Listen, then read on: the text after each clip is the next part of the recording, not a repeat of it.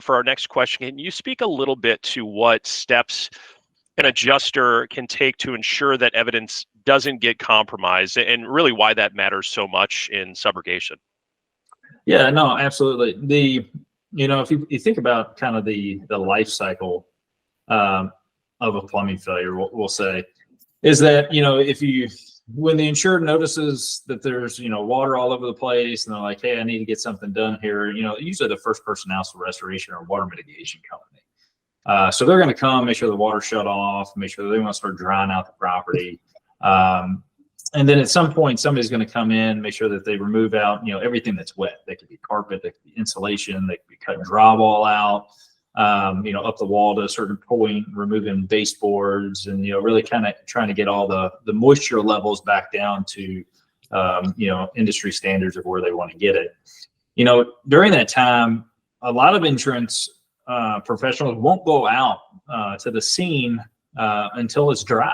They kind of want to see what's the end state, how much repair work do we need to do, and all that sort of thing. And that can vary based off of the company or the size of a loss. But that time frame between the two, without anybody really taking interest into the actual failure of the or the issue at hand, whether that's a product failure or just somebody leaving something on, or a maintenance issue or whatever it might be, leaves room for some error. So, a restoration company might come in and say, hey, this part's bad. We need to cut that out, put a new part in. And so the evidence could get lost, could get, thrown away or discarded or whatever else it might be. And so it's really critical to make sure that, all parties that are on site and working know that, hey, any kind of failed components or anything like that, we want to make sure that they don't get altered or changed or modified in any which way, and that we can collect that.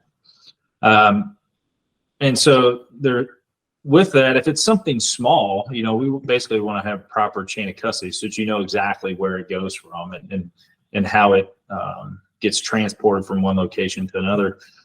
You can use traceable means, as long as you use shipping that has tracking numbers and things like that. So small packages are relatively easy. And the lab tries to help out with that. We have, services that will coordinate that and handle all that for you. But the more difficult ones are the larger items. If you have a water heater or a washing machine or dishwasher, which are all very common failures or common products that we get, is that, how do you pick that up? A lot of people want to ship it via, a freight carrier, but, most people don't have loading docks in their front door. And so how do you package that? How do you get it there and all that sort of thing? And I would say, having done it for a really long time, there's not many transportation, or not many, there's none. There's no transportation vendors out there that are well equipped to be able to handle evidence. So they don't know, what's the criteria of this and what's the safeguards that we have to have in place. And not only do they know that at a macro level, like the organization, they also have to know that on each individual level. Because if I have just a warehouse personnel that's out there and they're trying to strap something to a skid, or they're trying to, just move something, they view it as this is a broken piece of whatever. And they don't know the care and the handling that you have to go through to make sure that that's the case. And so what we ended up doing was we created our own logistics company. So we call it Loss Logistics. It's actually a team of mostly W-2 personnel. So we have W-2 drivers. They go across all over the country collecting evidence. And that is their sole job, is just to handle evidence. And so we're able to do this at a very high level. Not only are they professionals in that, but I would say we handle more evidence than anybody else.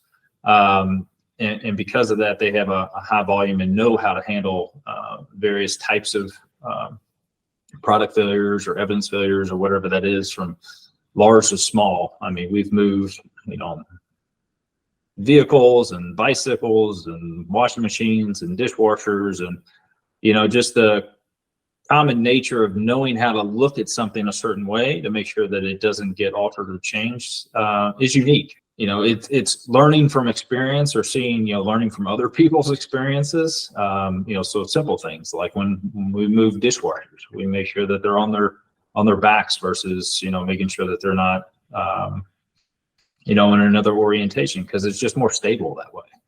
And so there's a lot of different things that we can do to try to move that through. So, as you notice that you go through the life cycle, that product has to get collected, preserved. That's step number one. Then it comes in the lab. We make sure that we track everything that comes through. We do failure analysis on that in the lab.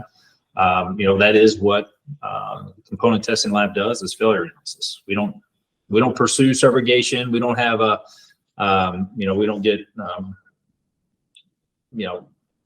anything one way or another. We just make sure that we can collect the evidence, make sure that gets preserved, make sure that we give an unbiased evaluation of what that failure mode is, and proceed on from there. So we would then do the investigation, write the report, and then send that on. Our customers can then use that evaluation to see what they want to do with their case, whether they want to continue to pursue it, which might result in a destructive exam, or might result in a joint study with the other parties, and or evidence storage, or shipping the evidence to another location. Beyond that, if it continues to go, the other thing we have is that the lab is all full of professional engineers, and they all have their own specialties in the different types of areas. And so if you have a loss that goes to litigation, or just goes down that path a little bit, and you have depositions or trial or whatever else, we're equipped to be able to support you with that. And so a lot of our experts have been through trials and depositions and all that sort of experience. And so we're there to be able to support them in that effort as well, if that's what they deem is needed. Sure. And I would imagine if something goes to litigation, it is certainly a good thing to be able to prove that chain of custody, and that from point A to point B, it went undisruptive, and one person handled it, and it wasn't, handed off to this carrier and then this carrier. So I'm sure that's pretty handy in litigation as well. Oh, it's absolutely table stakes. And, when people ask about it, it's not only that, but like we have, we scan everything as it moves. And so not only we know who takes it, but we know the exact time and date and everything else, can provide a complete log from beginning to end.